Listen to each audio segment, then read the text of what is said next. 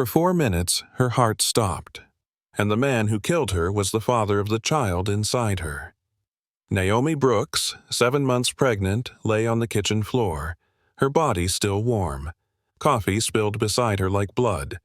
Just minutes earlier, she'd opened his phone. A stranger's name, hidden messages, stolen money, betrayal written in digits and lies. When she looked up, Marcus was already watching. His voice cracked like glass. "You were never supposed to see that." He said he loved her. Right before his hands closed around her throat. Naomi tried to speak, to say his name, to beg, but the sound never came. The baby inside her kicked once, then went still. The clock ticked, and the light above flickered. The smell of burnt coffee filled the air. Marcus stared down at the woman who had trusted him with her life, and ended it. He wasn't just her husband. He was her betrayal, her heartbreak, her killer. And no one yet knew. Naomi Brooks would come back from the dead to show what love can truly cost. Stay until the end. Her heartbeat isn't the only thing that returns.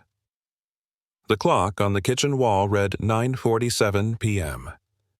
Only minutes before Naomi's heart would stop. The air was thick with the smell of coffee and fear. Naomi held the mug like a shield, her fingers trembling. Marcus stood across from her, his jaw tight, eyes burning. "You went through my phone," he said, voice low. "You saw everything." She nodded once. "Marcus, please, you don't have to do this." He took a step closer, his words sliced the air. "You were going to ruin me. You think anyone will believe you?" Naomi backed against the counter, clutching her belly. "Please, not in front of the baby." But the sentence never finished. Marcus lunged. His hands closed around her throat, hard and certain. Naomi's eyes widened. Her mug fell, shattering on the tile. Coffee splashed across her bare feet. She tried to pull his wrists away, nails scraping skin, breath breaking. The world narrowed to sound.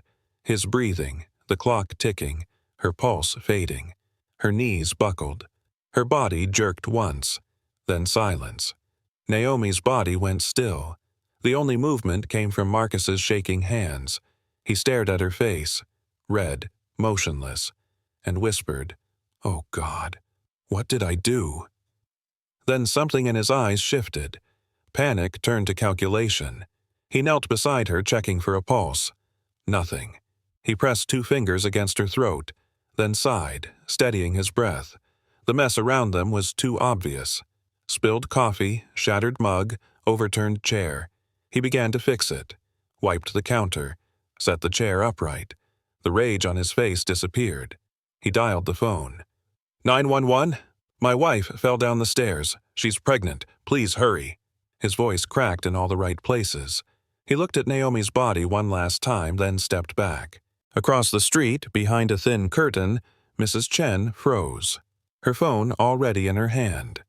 From her window, Mrs. Chen saw Marcus pacing, holding the phone. The lights inside the house flickered. The kitchen looked wrong, too quiet. She whispered to herself, "Lord, please let that woman be alive." Her fingers trembled as she dialed 911. "Something's wrong at the Hales house," she said. "I heard shouting, then glass breaking. Now it's silent." The dispatcher's voice was calm. "Ma'am, stay on the line." Mrs. Chen stepped back from the window, her heart racing. She could still see the shape of Naomi's body on the floor. She covered her mouth. "He hurt her. I know he did." Outside, the night cracked open with the sound of sirens. Blue and red lights sliced through the street, washing over mailboxes and trees. The neighborhood woke to the sound of emergency and the smell of something burning. The first paramedic through the door was Caleb Jordan. He dropped to his knees beside Naomi without hesitation. "Female, late 20s, pregnant, unresponsive," he said quickly. Finger marks circled her neck, too even to be an accident. "Come on, Mama," he whispered, pressing his hands to her chest. "Breathe for her." He counted under his breath. 1, 2, 3. Compressions steady and sharp. Sweat rolled down his temple. "Come on, Naomi. Stay with me." Marcus hovered in the doorway, silent, eyes blank. Caleb glanced up once. Something cold and wrong stared back. He ignored it, focused on the heartbeat that wasn't there. He grabbed the defibrillator. Clear! A spark cut through the air. Naomi's body jerked, then another. A flicker on the monitor. A heartbeat, faint but alive. Caleb exhaled, whispering, "That's it. You're back." The room filled with the smell of ozone. The defibrillator sparked again, and Naomi's body jumped. Caleb's voice stayed calm but firm. "Come on, Naomi. One more time." The monitor beeped. Once, then again.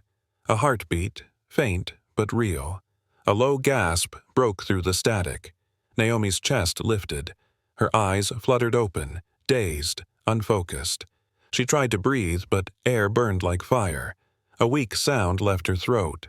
Caleb leaned closer. "You're okay. You're safe." Her gaze flickered toward the ceiling light, then to the man standing in the doorway. Marcus.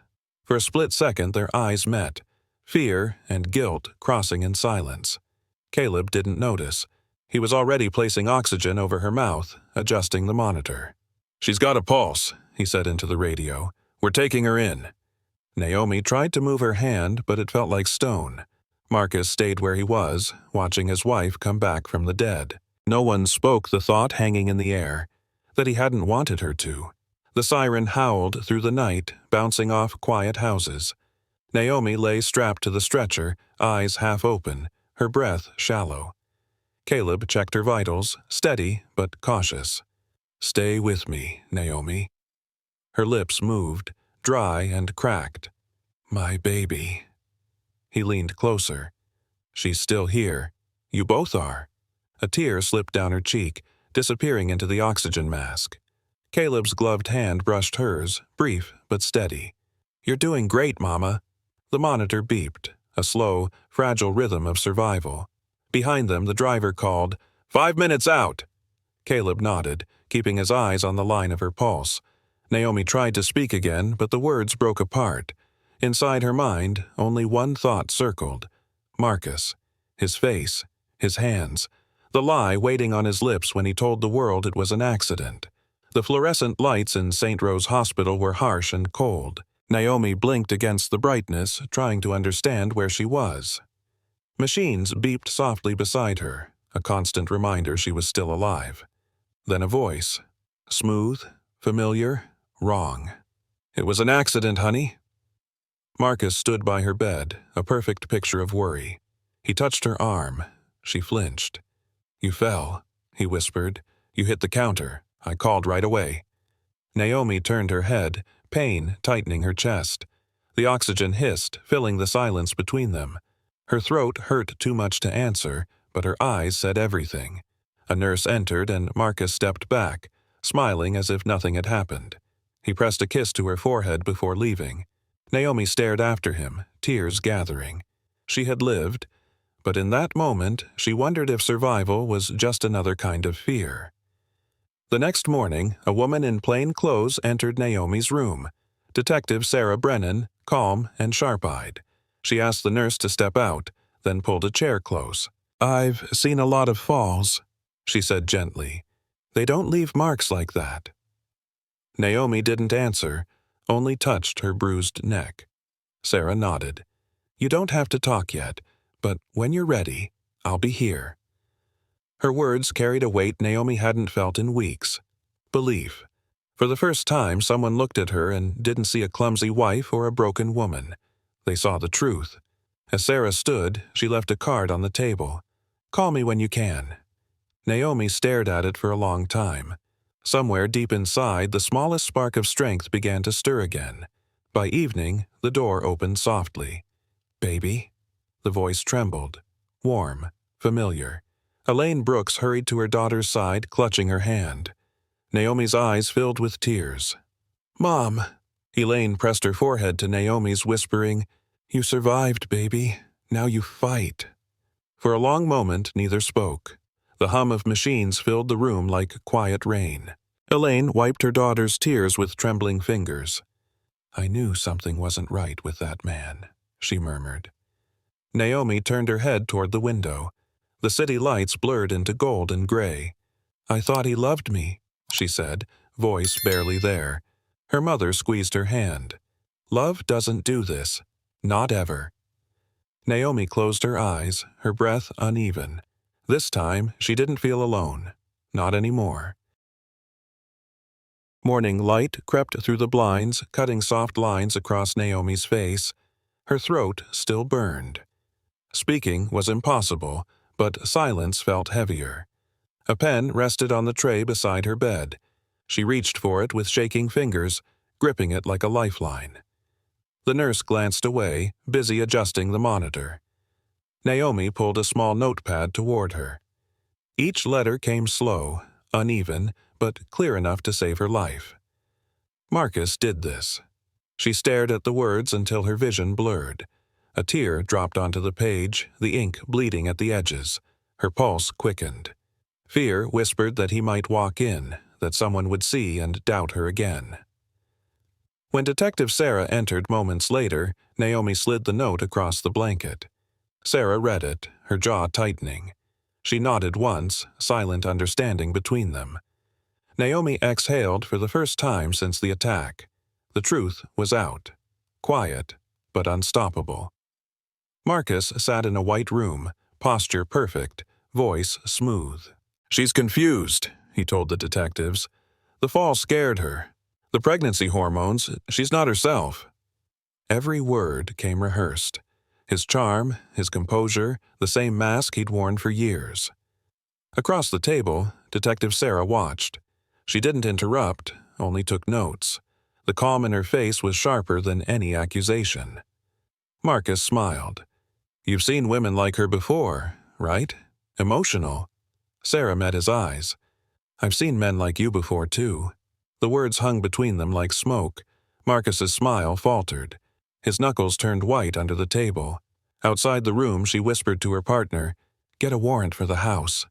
Behind the glass, Marcus fixed his tie, confident again. He still thought the story belonged to him. 2 days later, headlines spread across local news.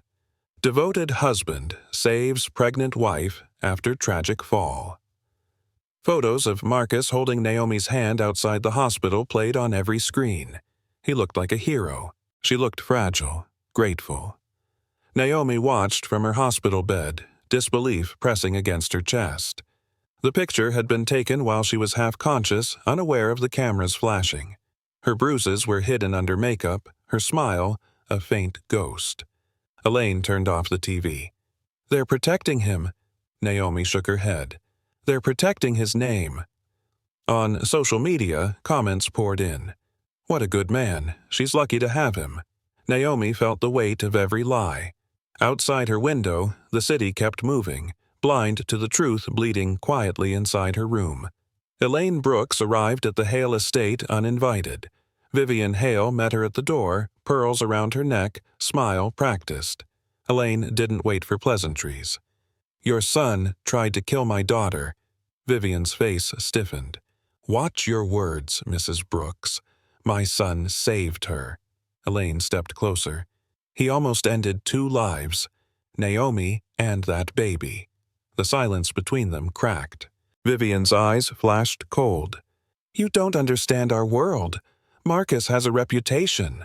Elaine's voice rose. "So did I. Until someone took my husband from me and called it an accident." For a long moment, neither woman moved. Then Elaine said softly, "The truth always survives, even if we have to bleed for it." Vivian turned away, her mask slipping just enough to show fear. The hospital room door opened quietly. "Naomi?" a voice whispered. Grace, her best friend from nursing school. Naomi's eyes filled with tears. "You came." Grace hugged her gently. "I should have come sooner. I heard what happened." From her bag, she pulled out an old laptop, the silver casing dented. "I thought you'd want this back." Naomi frowned. "I forgot I still had that." Grace nodded. "You told me to keep it safe, just in case." She opened the screen. The last login already waiting. There were videos, folders, notes Naomi had recorded months ago. The air in the room thickened. Grace whispered, "You documented everything, didn't you?" Naomi nodded, voice faint. Every bruise, every lie. For the first time, she saw her own story not as a tragedy, but as evidence. Grace hesitated only a moment before pressing play. The laptop screen flickered, and Naomi's own face filled the room, recorded weeks before the attack. Her eyes were tired, her tone calm but heavy. "If anything happens to me," she said, "Marcus did it." Naomi froze, watching herself speak from another time, another life. Each clip showed the same truth. Bruises hidden under sleeves, quiet fear behind her smile. In one video, she whispered, "He's taking money from his firm. I found documents he shouldn't have." Grace looked at her, stunned. "You knew he'd try to silence you." Naomi nodded. "He told me no one would believe me." The sound of her recorded voice overlapped with the hum of the machines around her. Detective Sarah entered the room just as the video ended. She watched the screen, no questions needed. "Keep this safe," Naomi said, closing the laptop. Sarah replied, "This isn't just your story now, it's evidence." Naomi leaned back against her pillow. For the first time since that night, she felt the smallest taste of power. Truth turning fear into proof. Detective Sarah spent the next morning combing through files from Marcus's firm. Numbers didn't lie. Hidden accounts, transfers offshore, signatures forged. The picture was clear. Embezzlement, and Naomi had stumbled onto it. Sarah pieced together the timeline. Naomi discovered the fraud on a Thursday. By Sunday night, she was nearly dead. It wasn't rage. It was control. Silence bought by fear. She typed the report, her hands steady. The motive tied every loose thread together. Marcus wasn't just violent, he was protecting his empire built on stolen trust. At the same time, Grace delivered a copy of the videos to the police. Evidence multiplied, louder than Marcus's charm ever could. When Sarah looked again at Naomi's photo, swollen face, faint smile, she whispered, "You were right. He planned it all." The truth was no longer just a wound, it was ammunition. Caleb Jordan stood outside the courthouse, exhaustion in his shoulders. His father, Senator Jordan, approached, expression cautious. "Caleb, this case is sensitive. The Hale family has influence." Caleb didn't flinch. "Then use yours for something good." He handed his father a folder. Medical reports, photos, statements. She survived a murder attempt. "Don't let this case disappear because he's rich," the senator sighed. "You think justice listens to men like me?" Caleb met his gaze. "It listens to who pushes loudest." For a long moment, silence stretched between them. Then the senator nodded. "I'll make a call." When Caleb returned to the ambulance bay, he checked his phone. Confirmation already sent to the DA's office. Naomi's case would go forward. He leaned against the wall, exhaling. "You're not alone in this, Naomi," he murmured. Somewhere inside the hospital, her heart monitor beeped steady, a quiet rhythm of survival that refused to fade. By the next morning, the call he made set everything in motion. 2 weeks later, Marcus Hale arrived at his office dressed immaculate, tie straight, smile intact.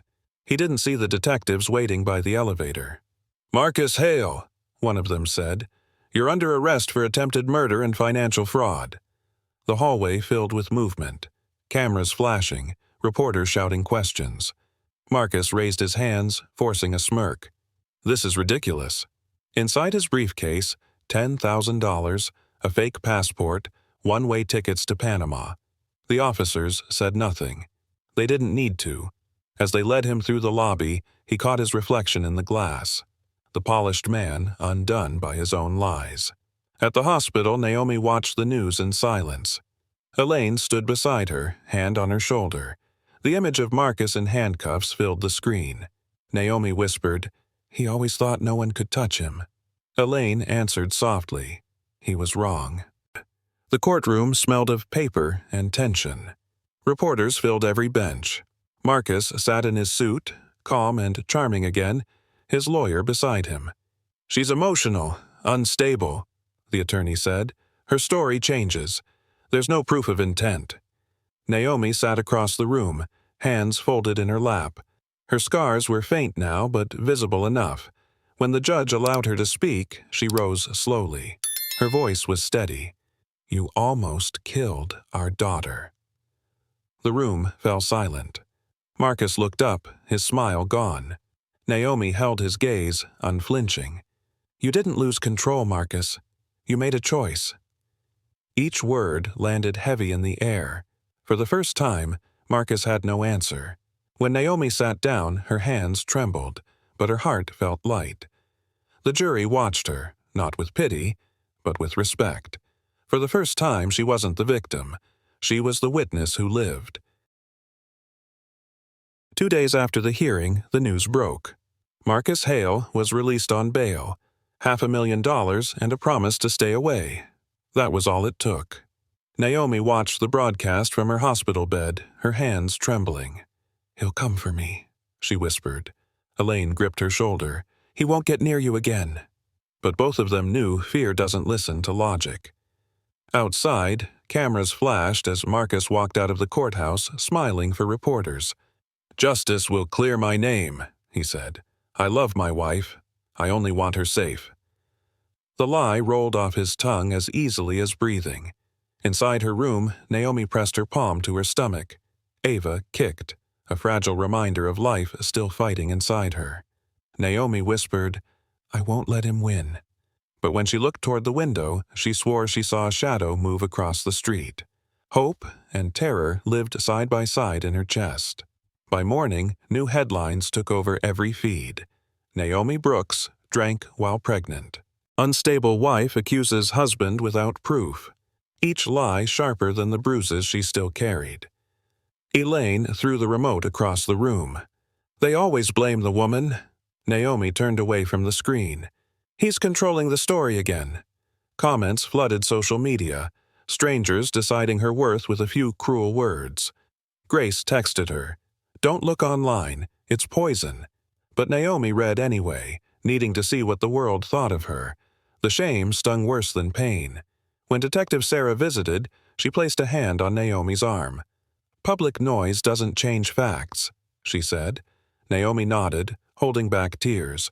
For the first time, she understood how easy it was to kill someone twice, once with hands, once with headlines. The knock came late that night. A woman stood in the doorway. Nervous, familiar eyes. "Jessica Hale," she said quietly. "Marcus's sister." Elaine stiffened, ready to send her away, but Jessica raised a folder. "I know what he did. He's done it before." She stepped inside, placing the papers on the table. Police reports from years ago. A college girlfriend, a broken jaw, a sealed case, their father's name on every settlement document. Naomi stared, numb. "They covered it up." Jessica nodded, tears in her eyes. "We were told to protect the family. I can't do that anymore." The room went silent except for the heartbeat on Naomi's monitor. Jessica whispered, "He'll hurt more people if we don't stop him." Naomi reached for her hand. "Then we stop him together." And, for the first time, Marcus's empire of lies began to crack from the inside. Within hours, Detective Sarah arranged protective custody. Naomi was moved to a small house on the edge of town, guarded but quiet. The walls smelled of fresh paint, the windows locked tight. Caleb visited with groceries and a small bouquet. "You're safe now," he said, setting them down. Naomi smiled faintly. "Safe is a strange word." He nodded. "It'll feel real soon." Elaine joined them later, humming softly while folding baby clothes. The air was calm, almost peaceful. For a brief moment, Naomi could breathe without fear. At night, she wrote in her journal, each word a promise to Ava. "You'll grow up knowing love, not control." Outside, the wind brushed against the shutters, gentle and steady. It was the first night Naomi slept without waking from dreams of hands around her throat. The storm came without warning. Thunder cracked over the house, shaking the windows. At 3 a.m., Naomi woke with pain slicing through her stomach. "Mom," she gasped. "It's time." Elaine ran to her side, voice trembling but calm. "Breathe, baby. Just breathe." Caleb was on the phone within seconds. "We need an ambulance now." Outside, rain hammered the street. Distant sirens echoed closer. Naomi gripped her mother's hand, her body fighting and breaking all at once. A flash of lightning lit the room, and for a second she saw movement near the fence. A dark shape, watching. Her heart stopped, then started again, beating faster than before. "Stay with me," Elaine said, brushing hair from her face. Naomi nodded through the pain. "She's coming."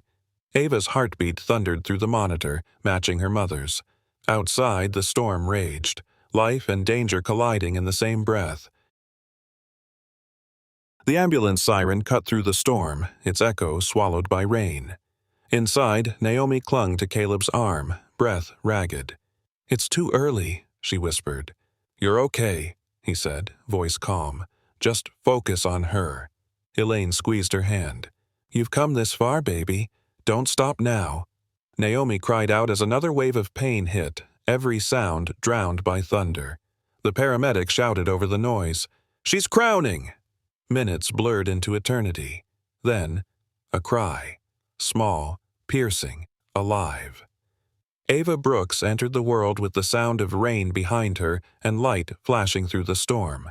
Naomi's tears mixed with sweat as she reached for her daughter. "We made it," she whispered, pressing her lips to the tiny forehead.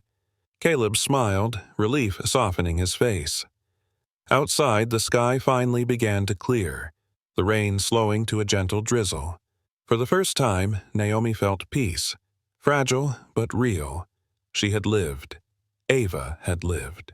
And the world was different now, because she had refused to stay silent. Days later, Naomi sat by the window of the safe house holding Ava against her chest. The baby slept easily, her breathing soft and even. Elaine folded clothes nearby, humming quietly. Then headlights cut across the yard, tires on gravel. Caleb's voice came from the porch, sharp, urgent. "Stay inside." The sound of footsteps followed, heavy and quick. Naomi froze. Through the curtains she saw him. Marcus. Rain dripped from his coat, eyes wild, defying the court order. He took one step toward the door before police lights flashed behind him. Officers swarmed, shouting commands. Marcus turned, furious, but there was nowhere left to go. He dropped to his knees, hands shaking as the cuffs clicked. Naomi watched through the window, her heartbeat slow and steady. She didn't feel victory, only release. Ava stirred in her arms, and Naomi whispered, "You're safe now." Weeks passed. The trial ended quietly. Marcus Hale was sentenced to 20 years without parole. The courtroom buzzed with whispers, but Naomi didn't listen. She sat in the back row, Ava asleep in her arms, eyes fixed on nothing. There was no triumph in her face, only peace. When the judge's gavel struck, the sound felt distant, like thunder after a long storm. Outside, reporters waited for a statement, cameras aimed, microphones ready. Naomi walked past them without a word. Caleb opened the car door for her, his expression gentle. "You did it," he said. She shook her head. "No, I survived it." In the rearview mirror, the courthouse faded. Naomi looked down at her daughter, who stirred and smiled in her sleep. The world moved on, but for Naomi Brooks, the silence finally felt like safety. Weeks later, Naomi sat in a small studio, Ava asleep nearby. The interviewer asked softly, "Why tell your story now?" Naomi looked into the camera, eyes calm but filled with weight. 4 minutes taught me what silence costs," she said. "I thought staying quiet kept me safe, but silence only protects the ones who hurt you." Her voice didn't tremble. "I died once, for 4 minutes. I came back because someone decided I was worth saving. If you're listening, and you think no one will believe you, I'm proof they will." The room fell quiet for a long moment after she finished speaking. She smiled faintly, touching the pendant around her neck, Ava's name engraved on it. "This isn't about revenge, it's about living, and every woman deserves that chance." Morning light spread across Naomi's kitchen, touching the same floor where her heart had once stopped. The house was quiet now, only the soft hum of life around her. Ava's tiny hands reached for her necklace, tugging gently. Naomi smiled, whispering, "You're the reason I'm still here." She thought of those 4 minutes. The stillness, the darkness, the weight of his hands. Everything that was meant to end her had become the reason she refused to disappear. The silence that once trapped her was gone. In its place was a voice that finally belonged to her. She spoke as if to someone unseen, the words calm and simple. "If you're listening, don't stay silent. If someone hurts you, speak. If they try to break you, live louder." Her voice carried through the still air, steady and sure. Every woman deserves to live without fear. Every heartbeat deserves a chance to keep going. Naomi looked down at Ava, her eyes soft. "For 4 minutes, I was gone," she said quietly. "Now I know what every second is worth." She held her daughter close, her breath steady, her heart unbroken, and for the first time, living felt like victory.